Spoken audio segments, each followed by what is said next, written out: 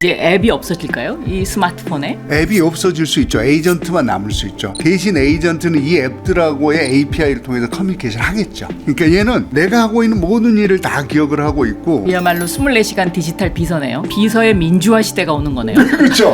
모든 사람이 비서를 쓸 수 있는 거예요. AI 에이전트가 쓸 수 있는 결제 수단, 이거는 이제 스테이블 코인이라고 그러는데 법제화되고 사용되지 않으면 AI 에이전트 커머스가 굉장히 지체될 수 있다. 통화 주권 차원의 이슈가 또 있거든요. 스테이블 코인이 달러로만 가게 되는 경우에 원화는 퇴출될 거 아닙니까? 우리 국내 거래를 하는데도 달러가 있어야 돼요. 우리가 환율을 통제할 방법이 없어요. 안녕하셨어요. 박영선의 테크토크. 오늘은 AI 에이전트 커머스에 대해서 알아보도록 하겠습니다. 이 AI 에이전트 시대가 오면서요. AI 에이전트 커머스라는 말이 부상을 하고 있는데요. 그러면 AI 에이전트는 뭐고 AI 에이전트 커머스는 또 뭐냐? 이런 질문들을 참 많이 하십니다. 예를 들면요. 내가 이번 주말에 도쿄에 가고 싶어요. 그러면 항공편 예약해야죠. 호텔 예약해야죠. 지금은 검색통해서 하려면 좀 번거로울 때가 많잖아요. 그런데 이 AI 에이전트가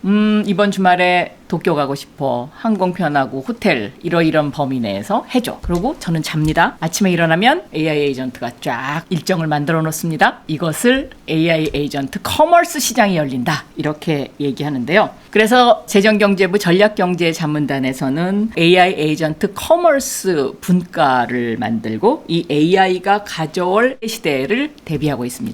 AI 에이전트 커머스 분과, 정부에서 최초로 생긴 이 분과에 서강대학교의 김용진 교수께서 위원장 맡고 계십니다. 안녕하셨어요. 네, 안녕하십니까. 네, 내 손 안에 AI 집사가 바꾸는 쇼핑과 결제의 미래. 김용진 교수님께서 AI 에이전트 커머스를 이렇게 설명을 하고 계시던데, 그러면 AI 에이전트 커머스는 뭐냐? 설명 좀 해주시죠. 지금까지 우리 오프라인에서는 사람이 직접 가서 방문해서 물건 보고 고르고 결제를 하잖아요. 이제 이게 온라인으로 옮겨왔단 말이죠. 온라인 모바일로 옮겨오면서 사람들이 검색창에다가 내가 사고 싶은 상품을 넣고 다 검색을 해서 괜찮으면 쇼핑 카트에 넣고 결제를 하는 구조인데, 이거를 다 AI 에이전트, 즉 나를 대신한 집사가 해준다라고 생각하시면 돼요. 귀족들만 사용했다는 그 집사. 이 집사가 사실 우리 집에서 내가 해야 될 모든 일을 대신해 주는 거잖아요. 나는 말만 하면 되는 거잖아요. 지능형 위임 시대로 간다, 이렇게 보시면 됩니다. 내 대신 다 해주는 거예요. 그거를 AI 에이전트 커머스라 이렇게 표현을 합니다. 그러면 소비자의 일상이 어떻게 달라질까요? 엄청나게 달라지죠. 내가 검색에 찾아야 되고 선택해야 되고 결제해야 되고 이런 거잖아요. 네. 이 모든 노동이 싹 없어진다라고 보시면 되는 거죠. 기본적인 변화는 검색창이 없어져요. 왜냐하면 난 말만 하면 되거든. 야, 도쿄 가야 되는데 버짓은 이만큼이야. 호텔은 대신 특급 호텔로 해줘. 이렇게 하고 그 다음 행선지는 어디야? 그러니까 어느 지역에다 호텔을 잡을, 그럼 지가 알아서 다 그쪽 에이전트들하고 얘기해서 결제까지 해준단 말이죠. 이제 앱이 없어질까요? 이 스마트폰에? 앱이 없어질 수 있죠. 에이전트만 남을 수 있죠. 대신 에이전트는 이 앱들하고의 API를 통해서 커뮤니케이션 하겠죠. 이런 이제 구조로 만들어지는 게 이제 1번이고요. 두 번째는 좀 더 나가면 나는 아예 우리 집이나 우리 회사 걱정을 안 해요. 재고 관리도 안 하고 주문 관리도 안 해요. 왜냐하면 얘가 IoT를 갖고 다 보고 있잖아요. 냉장고에다 센서 달아놓고 그렇죠. 오늘 우유를 주문해야 되는지, 그렇죠. 아니면 오이를 사야 되는지. 그렇죠. 왜냐면 내 취향을 다 알고 있으니까. 그것까지 아예 없어지는 거예요. 세 번째로 중요한 건 초개인화예요. 그러니까 얘는 내가 하고 있는 모든 일을 다 기억을 하고 있고, 내가 뭔가를 해야 된다면 그 환경을 다 이해를 하고 있는 거예요. 나 내일 도쿄 가야 돼. 그러면 내일 얘가 도쿄 날씨를 찾아보는 거예요. 도쿄 날씨가 따뜻해, 쌀쌀해, 추워, 아니면 비가 와에 따라서 입고 갈 옷도 지가 세팅을 해주고, 주무도 세팅해주고, 레스토랑도 완전히 내 취향을 다 알고 세팅을 다 해주는 거예요, 에이전트가. 이야말로 24시간 디지털 비서네요. 그렇습니다. 근데 가장 중요한 게 있는데, 정보의 과부하. 지금은요, 정보가 너무 많아요. 근데 얘는 정말 정제된 정보만 딱 올라가고 나한테 필요한 걸 주는 거거든요. 굉장히 많은 쓸데없는 일로부터 해방될 수 있다. 이런 걸 다 관리하는 비서를 두려면 월급도 많이 줘야 되고, 이 VIP 서비스 받으려면 아주 힘든데, 이게 아주 저렴한 값에 이제 VIP 서비스를 받을 수 있는 개인 비서가 맞습니다. 고용이 되는 거군요. 그거를 저는 이제 가치 원가 딜레마라고 조금 학술적 용어로 어렵습니다. 가치 원가 딜레마. 이제 말씀하신 게 온디맨드 온디맨드 서비스라 그러거든요. 네. 고객이 원하는 시점에 원하는 장소에 원하는 형태로 아주 개별적인 문제들을 해결을 해주는 걸 온디맨드 서비스라고 하고, 근데 이렇게 하려면 돈이 너무 많이 들어가잖아요. 예컨대 내가 우리 고객 1000명을 다 그런 서비스를 해준다고 생각을 하면 돈이 너무 많이 들어가서 안 돼요. 고객 문제를 다 해결해주고 싶은데 돈이 너무 많이 들어가니까 못하는 거, 이걸 가치원가 딜레마라 그러는데 AI가 해결해 주는 거거든요. 그러니까 비서의 민주화 시대가 오는 거네요. 그렇죠. 모든 사람이 비서를 쓸 수 있는 거예요. 이게 사실은 우리 디지털 시대가 갖고 있는 가장 중요한 포인트인데, 그러니까 한개 비용 제로. 야, 내가 하나를 더 만드는데도 제로야? 그럼 1000명, 100만 명 다 할 수 있는 거잖아요. 두 번째는 집사 서비스를 해주려면 이 양반이 뭐 어떤 거를 좋아하고 지난번에 뭘 했었지, 그때 날씨가 뭐, 이거 다 기억을 해야 되잖아요. 요거 엄청나게 힘든 일이거든요. 근데 AI가 제일 잘하는 게 이거예요. 수도 없이 많은 데이터 분석하고 패턴 분석하는 이거. 예를 들어서 제미나이나 챗GPT에 나의 AI 에이전트를 만들어서 그렇습니다. 검색을 해서 내 데이터를 거기다 축적해 놓으면 훨씬 더 서비스가 좋아진다. 더군다나 얘는 지치잖아. 24시간 동안 일을 해줘요. 감정 노동으로 자유로운 애요. 가치는 극대화하면서도 원가는 최소화하는 가장 중요한 솔루션이다. 이렇게 얘기를 할 수가 있을 것 같습니다. 이게 이제 예를 들면 B2B 비즈니스, 회사와 회사 간의 거래, 여기에도 적용이 돼서 앞으로 참 많은 변화가 있을 것 같아요. 그렇습니다. 사실은 개인보다는 B2B 거래에 쓰는 게 훨씬 쉬워요. 왜냐하면 B2B라고 하는 목적이 명확하잖아요. 내가 어떤 부품을 구매를 해야 될지 또는 어떤 재료를 구매를 해야 될지 패턴도 명확하고, 하지만 데이터가 방대해요. 아까 말씀드린 대로 방대한 데이터를 가장 잘 분석해서 패턴을 잘 분석해 주는 게 AI라고 했으니까 요건 뭐 B2B에 안 되면 정확하죠. 예를 들면 뭐 식당 운영하시는 분, 이런 분들 같으면 내가 저녁에 마감을 하고 내일은 토요일이니까 뭘 어떻게 해야지라고 경험에 따라서 이제 주문을 하잖아요. 근데 AI 에이전트 맡겨놓으면 지금까지 쭉 분석을 해보니까 주말에는 어떤 패턴이었고 요번 주말은 뭐 날씨가 더울 건지 추울 건지에 따라서, 그리고 뭐 비가 올 건지에 따라서 주문은 뭔 더 주문하고 뭔 덜, 이렇게 결정을 할 거란 말이죠. 제조 공장 같은 데 보면 뭐 기계가 돌아가다가 문제 생길 수도 있잖아요. 그러니까 요거 문제가 생길 수 있으니까 사전에 예방을 해야 되겠네. 이렇게 지금은 부품을 갈아야 될 시기다. 뭐 이런 거. 요런 일들이 너무너무 쉽게 일어나는 거예요. 그러니까 B2B AI를 사용하는 거는 지금 이제 굉장히 많이 하고 있습니다. 사실은 이제 기업들 많이 추진하고 있는데, 구매 에이전트도 있을 거고, 품질 관리 에이전트, 공정 관리 에이전트도 있을 거고, 지불 에이전트, 굉장히 다양한 에이전트들이 지금 이 제조업이나 기업들의 사이에서 만들어지고 있다. 이렇게 보시면 됩니다. 재고 관리 부분을 설명을 해주셨는데, 예를 들면 신용 기반의 결제라든가 이제 이런 부분이 이제 실제로 이것을 작동하게 만들지 않습니까? 이제 그 부분이 사실은 좀 이제 앞으로 이것의 핵심 부분이 되지 않을까. 맞습니다. 네. 그러니까 모든 거래가 다 자동화되는데 결제가 안 된다고 생각해 보세요. 그러니까 AI 에이전트 24시간이라 그랬잖아요. 도쿄를 가요, 내가. 근데 좋은 표가 아직 안 나와. 그럼 AI 다 보고 있다가 새벽 3시에 이거 좋은 게 나왔어. 그거 결제하려고 그래요. 깨워야 돼, 사람을. 확인하고 결제해 주세요. 언제 합니까, 그거를. 그래서 AI 에이전트가 쓸 수 있는 결제 수단, 이거를 이제 스테이블 코인이라고 그러는데, 이게 법제화되고 시스템이 제도화되고 사용되지 않으면 AI 에이전트 커머스가 굉장히 지체될 수 있다. 그렇죠.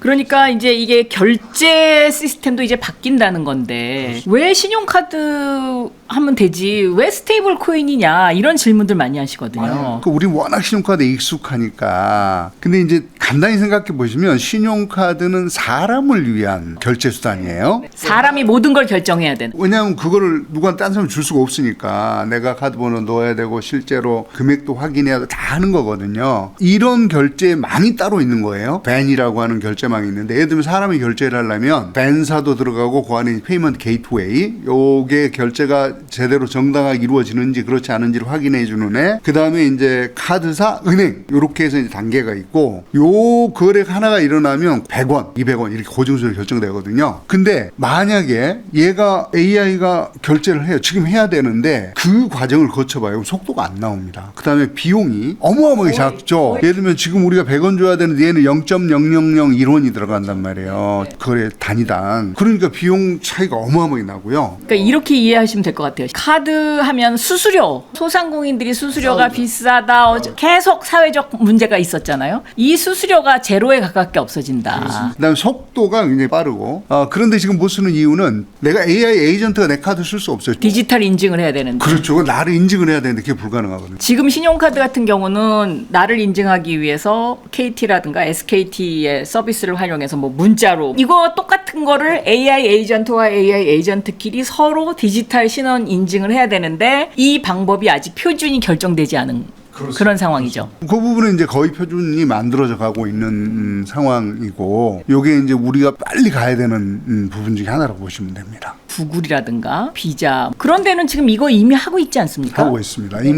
이미 표준이 결성이 돼 있고요. 스트라이프, 아마존, 구글, 비자, 마스터 요게 전부 다 지금 그 표준 안에 들어와 있거든요. 월마트 들어와 있고. 크레디티 법안 오늘도 보니까 상원 은행위원회는 통과했어요. 이제 마지막 본회의 남았는데 한국에서는 스테이블 코인 논의가 작년 한 해 동안 열띠게 국회에서 있었습니다만은 지금 실제로 된 건 하나도 없지 않습니까? 그렇죠. 앞으로 미국에서 구글, 뭐 비자, 뭐 다 해서 어떤 표준이 완성이 되면 모든 사람들이 다 구글로 들어가서 AI 에이전트 커머스 거기서 구매를 한다. 이렇게 되면 이거 시장 다 뺏기는 거 아니냐? 시장을 뺏기는 정도가 아니죠. 사실은 이제 그게 굉장히 다양한 문제를 가져오게 되는데요. 돈의 문제를 빼놓고 나서라도 우리가 애플의 앱마켓이나 구글 플레이 스토어를 사용하면 몇 퍼센트 냅니까? 수수료? 30% 내거든요. 미국이 표준을 주도하고 플랫폼을 만들었다. 그러면 우리 기업들은 들어가서 사용하는 순간 수수료를 내야 돼요. 플랫폼 사용 수수료를. 두 번째는 우리가 데이터를 못 갖고 있어요. 데이터 갖고 있다 하더라도 얘들이 표준 신원하고 인증 체계를 갖고 있잖아요. 그러니까 모든 데이터가 미국이 만들어놓은 편 속에 들어갔다 나와야 되는 거예요. 그럼 그 데이터를 그들이 다 갖고 있을 거 아니에요. 완전히 우리 데이터 종속이 되는 거예요. 표준이라는 하나 자체로. 예를 들면 우리 기업들 보고 그래요. 니네 있잖아. 요거 표준에 안 맞아. 그럼 어떻게 됩니까? 우리는 퇴출이 돼야 돼요. 다 우리 만들어놨어요. 시스템을. 근데 야 요번에 표준 바꿨거든. 요거 바꿔. 강제 리빌딩을. 다시 다 우리는 만들어야 되는 거죠. 수천억을 들여갖고 해놨는데 다시 만들어. 이게 이제 표준이 무서운 거거든요. 그렇습니다. 산업에서의 이 표준, 글로벌 표준 특히. 표준이 만들어지고 나면 우리는 그걸 이행하는 부담만 지게 돼요. 근데 표준을 만들면 그 표준으로부터 나오는 이익을 향유를 할 수 있거든요. 요거 지금 너무 늦었어요. 우리가. 마음이 아픕니다. 사실은. 국회가 사실은 지금 저렇게 손 놓고 있을 상황이 아니죠. 아닌데요. 아니죠. 통화 주권 차원의 이슈가 또 있거든요. 스테이블 코인이 달러로만 가게 되는 경우에 원화는 퇴출될 거 아닙니까? 너무나 당연히. 우리 국내 거래를 하는데도 달러가 있어야 돼요. 달러 스테이블 코인 갖고 있어야 되잖아요. 원화 스테이블 코인이 없다면. 그리고 우리 중앙은행은요. 금리를 조절할 수 있는 통화 정책을 할 수 있는 방법이 하나도 없어요. 전부 다 달러로 거래 일어나니까. 원화를 발행할 아무 없는 상황이 되는 거고요. 우리가 환율을 통제할 방법이 없어요. 그거를 지금 한국은행이 엄청 걱정하고 있는 것 같더라고요. 아니 걱정하지 말고 빨리 그냥 하게 하면 되지 뭘 걱정을 하냐고요. 통제가 안 된다고. 왜냐면 아직 우리나라는 중앙 통제 시스템이 굉장히 강력한 나라잖아요. 그러니까 그 무게감에서 벗어나지 못하는 것 같은데. 그래서 사실 은행 중심의 이 판을 만들려고 한국은행도 그렇고 금융위도 그렇고 또 하나 중요한 문제는 은산분리. 미국은 다 빅테크들이 들어오잖아요. 근데 우리는 빅테크가 들어올 수 없는 구조를 지금 만들어놨기 때문에 은행 중심으로 가야 되는 거거든요. 그럼 이 긴장 관계가 어떻게 했어요? 기술을 다 가져와야 되는데. 또 이런 문제도 있는 것 같아요. 두나무라든가 뭐 이런 데서 그동안 규제 샌드박스에서 본인들이 어떤 시장의 규칙과 이런 걸 다 실험하면서 만들어놨는데 그거를 인정 안 하고 은행 주도로 간다? 아 이거 말이 안 된다. 사실은 혁신은 기업 쪽에 나옵니다. 디지털 기업 쪽에 나오고요. 은행이 혁신한 거 보셨어요? 은행은 기득권 세력이죠. 은행은 정부가 만들어놓은 가두리양 시장에 돈을 버는 기업들이에요. 당연히 그 라이센스를 받았으니까 지대를 추구를 하겠지만 스테이블 코인이라고 하는 거를 민간에 열어주는 거는 그 민간 차원에서 굉장히 다양한 혁신들이 일어나라고 하는 거거든요. 그래서 나중에 또 모아질 거예요. 이건 너무나 당연한 결제는 늘 교회 경제가 작동을 하고 기술도 네트워크 효과가 있기 때문에 그렇게 될 겁니다. 그런데 지금 그거를 우려해서 은행을 중심으로 간다. 한국은행의 CBDC만 가져간다. 이건 옳지 않은 접근이라고 봐야죠. 그러면 왜 스테이블 코인이냐? AI 시대가 오면 옛날에 금속 화폐에서 종이 화폐로 저희가 쓰는 크레딧 카드는 비트죠. 디지털. 그럼 이 비트까지는 어쨌든 모든 결제 권한과 그 신원 인증이 다 사람한테 있었는데 맞습니다. 이제 이 비트에서 코드로 넘어가는데 이 코드는 AI 에이전트끼리 하니까 기계가 알아서 하는 건데 여기서 이제 중요한 부분이 하나가 디지털 인증 문제, 그건 조금 전에 설명을 하셨고, 두 번째는 이제 이 인증 후의 결제인데, 이 결제 코드로 작동되는 대표적인 게 암호화폐인데, 예를 들어서 비트코인, 뭐 이더리움, 뭐 이거 다 암호화폐인데, 그럼 비트코인도 있고 이더리움도 있는데 왜 스테이블 코인이냐, 이런 질문이 또 가능하지 않습니까? 클래리티법이거든요. 사실 클래리티법은 디지털 자산을 세 가지로 구분을 합니다. 첫 번째는 커머더티, 비트코인, 이더리움, 리플, 솔라나 이런 것들이에요. 즉 그 망에서 만들어내는 자산들.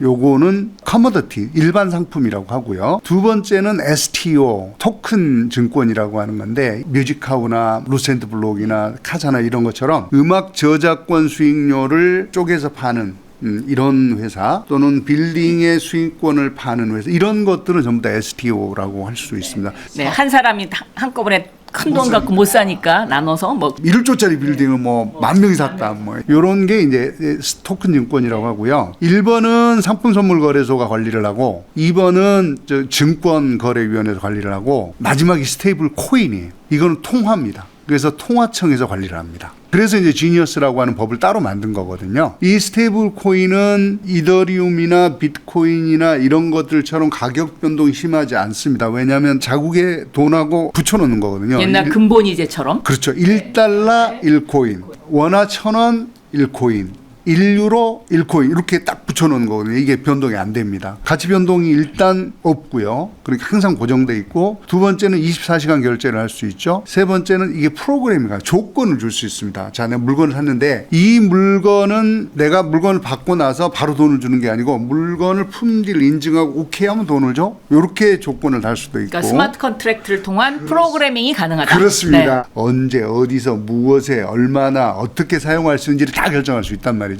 이게 어마어마한 자율성을 주는 거예요. 그래서 우리가 자율적 자동 결제 이렇게 표현을 합니다. 그 다음에 이제 이 스테이블 코인은 무한대로 쪼개질 수 있거든요. 거래가 빠르고 24시간 쓸 수 있다. 이런 장점들이 있어서 사실은 크레딧 카드나 현금 또는 계좌 기반 결제보다는 훨씬 더 유리한, 수수료 제로에 가깝고 국경 없는 송금이 그게 가능하고. 가장 중요한 네. 국경이 없어요. 크로스보드 국경 간 거래는 정산이 보통 3일 정도 걸리거든요. 내가 크레딧 카드 결제하면 돈 넘어올 때까지 3일 정도 걸리는데, 얘는 10초 안에 다 해결이 된다. 또 환거래에 따른 수수료도 거의 없고요. 거의 없죠. 네. 그런데 그러면 왜 이더리움, 비트코인, 스테이블 코인 이 세 가지 중에서 AI 에이전트 커머스에는 주력 화폐가 스테이블 코인이 될 것이다, 이런 주장을 많이들 하잖아요. 요것도 좀 설명을 해주시면 좋을 것 같아요. 또 화폐는 가장 기본적으로 거래의 교환 수단이죠. 이거는 예를 들면 이더리움이나 비트코인 할 수 있습니다. 교환은. 비트코인은 발행 주체가 없습니다. 그래서 망에서 만들어낸 내가 거래를 확정해주는 대가로 받는 게 비트코인이고, 가격 변동이 너무 심하다, 담보 자산으로만 사용이 되고 거래는 안 씁니다. 그 다음에 이제 이더리움은 메인넷이라고 하면 망을 제공해주는 네트워크이고, 그 안에 돌아가는 자산이 이제 이더라고 하는 거고요. 얘가 이제 중요한 게 2세대 블록체인인데 스마트 컨트랙을 만들어내네요. 스마트 컨트랙 갖고 있는 애입니다. 스테이블 코인은 발행자가 있어요. 민간이 발행합니다. CBDC라고 하는 거는 중앙은행이 발행하는 디지털 커런시가 있고, 민간이 발행하는 스테이블 코인이 있습니다. 1달러 1달러, 1,000원은 1,000원인데 얘는 1달러와 1코인을 붙여놓는 이런 거고, 대신 얘는 뭘 해야 되냐면 안정성을 유지하기 위해서 미국 국채 또는 한국 국채를 사서 현금을 보유해서 보유 자산을, 준비금을 갖고 있어야 돼요. 100% 준비금을 갖고 있도록 규제를 해놨습니다. 그리고 이제 외부 감사를 받아서 항상 실시간으로 보고를 하게 되어 있습니다. 그리고 AML이라고 해서 자금 세탁 방지의 규제에 따라야 되고, KYC, Know Your Customer, 네 고객이 누군지를 확인해라, 요거 규제를 따라야 되는 이런 것들이 스테이블 코인입니다. 그러면 또 이런 질문이 가능할 것 같아요. 그 중앙은행, 그러니까 한국은행이 발행하는 CBDC 그거로 통용하면 되지, 왜 민간 스테이블 코인이 필요하냐? CBDC를 발행을 한다는 얘기는 그냥 우리 돈 발행한다는 거 똑같아요. 그러면 그 돈이 발행됐을 때 은행에다 저금하고 쓰는 거하고 차이가 없는데, 하나 가장 중요한 게 있습니다. 중앙은행이 직접 컨트롤할 수 있어요. 없어져요. 익명성이 없어지죠. 제가 하고 있는 모든 행위가 이 돈의 추적이 다 돼. 그래서 요거 은행하고 중앙은행 거래할 때 쓰고 나머지는 민간에서 익명성이 보장이 되고 내가 현금처럼 어디 가서 쓸 수 있게 이렇게 만들자라고 하는 게 이제 미국은 아예 엔타이 CBDC라 그래서 중앙은행인 FRB는 CBDC 만들지 마. 스테이블코인도 하지 마. 이렇게 지금 법을 만들고 있잖아요. 이미 제출이 돼 있는 거고. 민간 중심으로 대신 담보를 철저히. 그럼요. 담보는 달러하고 국채로 해라. 왜냐하면 이 혁신이 만들어지는 영역은 민간 영역이라는 거예요. 그다음에 신용 창출이라고 하는 것도 지금은 은행만 있지만 그걸 해주는 스테이블코인 수탁하는 데도 생길 거고 스테이블코인 받아서 이자 주는 데도 생길 거고 디지털 자산들 뭐 많잖아요. 예를 들면 BTS 티켓 판매 뭐 이런 거 할 때 써라. 그거를 예를 들면 원화 스테이블 코인으로만 판매하겠다. 만약에 이렇게 정부에서 나온다 그러면 다른 외국에서 다 원화 스테이블 코인으로 환전을 해야 되는 거죠. 네. 아니죠. 거기 자기네 걸로 사면 중간에 누가 환전을 해서 쓰겠죠. 요런 구조로 될 거예요. 이게 이제 블록체인 네트워크의 장점이니까. 그러니까 우리는 걱정할 필요가 없는 거예요. 너가 들어와서 쓸 땐 달러 쓰지 말고 달러 쓰는데 대신 결제는 원화로 되는 거야. 바꿔서 해주는 거예요. 지금 설명하신 그 포인트가 이제 미국하고 중국이 가장 그 대조적인 것 같아요. 미국은 민간 스테이블 코인 중심으로, 중국은 CBDC 중심으로 해서 모든 인민이 돈을 어디서 어떻게 쓰고 있는지를 다 보겠다. 뭐 지금 이런 거 아닙니까? 중국은 지금도 사실은 다 홍채 인식을 통해서 자국 국민들이 어디 가서 뭐 하는지를 거의 다 알고 있잖아요. 한국에서 중국 방문해도 마찬가지고. 지하철 타면 저희 누군지 다 알아요. 이걸 우리는 허용할 수가 없죠. 이거는 CBDC가 중앙은행이 발행하니까 안정성이 있어요. 민간은 예를 들어서 먹튀를 할 수도 있고 준비 자산이 부족할 수도 있고 또는 해킹 당할 수도 있고 하죠. 당연히 그런 리스크가 있습니다. 하지만 이런 리스크를 감독 제도 차원에서 보완할 수 있지만 중앙은행이 갖고 들어오고 우리의 모든 일상을 다 보는 거는 사실은 어느 쪽이 더 나을까요? 저는 두 개가 다 공존해야 된다라고 생각하고 있는데요. 최근에 그 한국은행의 신영성 총재 발언을 보면 처음에는 민간 스테이블 코인을 허용할 듯처럼 하다가 아니야 한국은행이 은행 중심으로 가야 돼 이런 발언을 했어요. 안정성과 신뢰라는 측면과 통제 가능성이라는 측면에서 한국은행은 통제가 불가능해지는 상황. 근데요 만약에 원화 스테이블 코인을 안 하고 우리 국민들이 다 달러 스테이블 코인을 쓰면 할 게 없잖아요. 그 상황 막자는 얘기인데 그러니까 중앙은행이 자기가 아직도 모든 것을 해야 된다라고 생각하는 게 조금 시대착오적이다라고 볼 수 있는 것이고 지금 장관님 말씀하신 그 두 개가 공존할 수 있단 말이죠. CBDC는 중앙은행과 은행들 간의 거래 거래라고 하는 요 영역과 그다음에 은행 빅테크들이 갖고 있는 요 사적 영역은 스테이블코인 하면 돼요. CBDC 스테이블코인 바꾸면 되잖아요. CBDC 담보로 놓고 이렇게 구조화하면 되는데 그런 거를 좀 빨리 결정을 했으면 좋겠어요. 국회가 사실은 요 균형점을 잘 잡아줘야 되거든요. 그게 국회의 역할인데 요즘 참 많이 아쉽습니다. 미래를 먼저 보다 티타임즈.